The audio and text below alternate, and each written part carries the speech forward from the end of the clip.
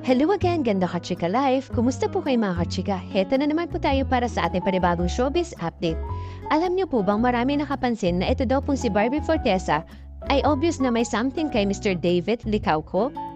Marami nga pong natuwa nang dumating si Miss Barbie Fortesa sa premiere night ng Samahan ng Mga Makasalanan sa Getaway noong Thursday. Siyempre pa, suportado ni Miss Barbie ang kalabtin niya si David Licauco na bida sa pelikulang co-produce ni Manong Chavit Singson at ng GMA Pictures. Tinilaan nga ang Barda fans sa Getaway 2 din nang banggitin ni Barbie ang pangalan ni David. Sabi ng iba, obvious na may something si Miss Barbie kay David.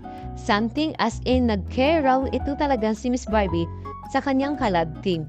Siyempre, tuwang-tuwa rin ang mga fans na magkayakap sina Miss Barbie at David sa loob ng sinihan. Nakakakilig din daw nung magkapatabi raw din na ang magkalab team.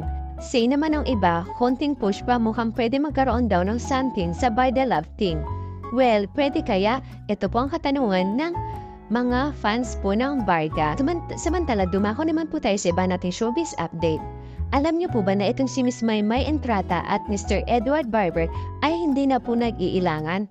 Marami nga po ang bilib sa dati magka-love team na sina Maymay Entrata at Mr. Edward Barber dahil kahit sinasabing dati sila magjowa at nagkaroon ng problema hanggang nabuwag nga ang kanilang tandem, ay pansin naman ang swak na uli sila magka-work together.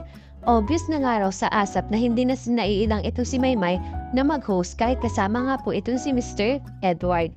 Feeling nga ng kanilang fans, pwede magsama ulit sa isang pelikula o kahit sa serye sina Maymay at Edward. At sa Spotlight, press ko niya na Star Magic, tinanong nga po itong si Miss Maymay tungkol doon. Sabi naman na mismo ng dalaga okay nga lang sa kanya. Nakasama si Edward sa pag-host sa ASAP. Pero nang may humirit kung naging sila ba talaga ni Edward, hindi na sumagot ng diretso si Maymay. Pero ang maganda nga, nagagawa talaga ni Maymay na maging komportable kahit kasama pa nga sa pag-host sa ASAP ang dating ang collab team. Alam niyo naman na may iba po tayong mga kakilala na kapag mag-ex na po ay hindi na po nagsasama, na ayaw nila makatrabaho ang isa't isa. Samantala, dumako naman po tayo sa pinakahuli nating showbiz update. Alam niyo po ba na may inamin din ito si Mr. Kenneth Hison? To be honest, siya rin ang una kong naging crush. Ito ang napangiting sabi ni Doc Kenneth Hison sa eksklusibong panayam ni Von Villario sa News 5.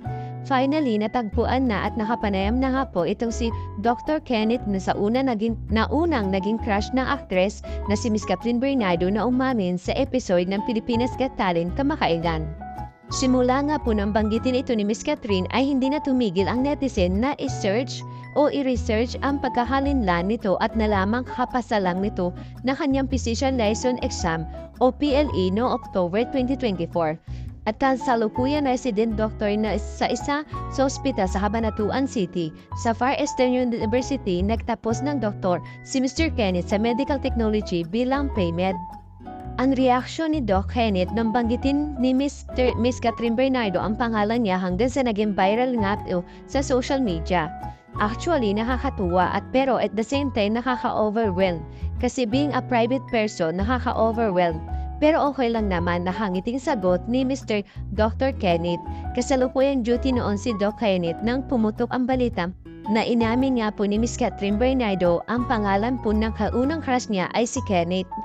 Sabi po niya, my friends started tagging me. Doon nga sa video ni Miss Catherine sa PGT which become viral kaya ako doon nalaman.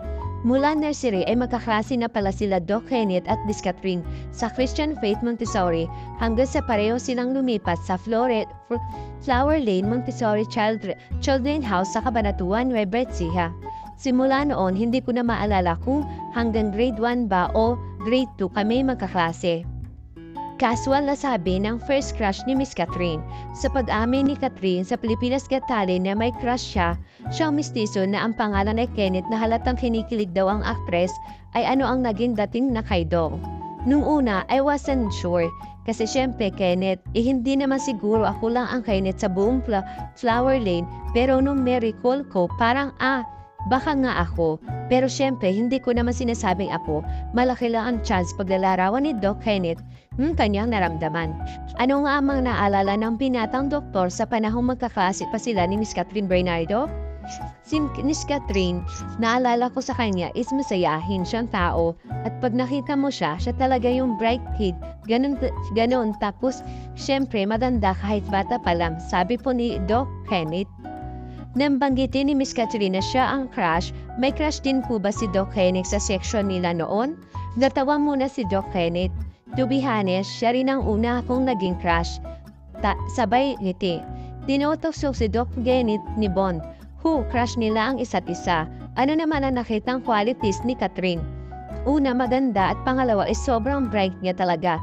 As in, pag nakita mo siya, ay matutuwa ka talaga paglalarawan ni Doc Kenneth sa kilalang actress ngayon. Kaya naging viral po ito si Doc Kenneth ay dahil nakita na ang mga larawan nila noong bata sila hanggang tinutokso na sila sa isa't isa. At marami nagsabing fans na gumawa na ng move ang doktor. Paggalawin ng baso, ligawan mo na at kung ano-ano pa. Tanong po nga sa kanya, ano ang take rito ng binata?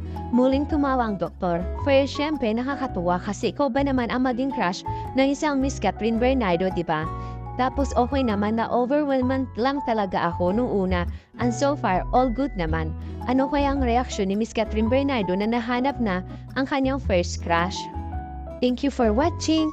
Kung nagustuhan niyo po ang video ito, subscribe na sa Starlight Showbiz YouTube channel and please don't forget to hit the bell button for our latest updates.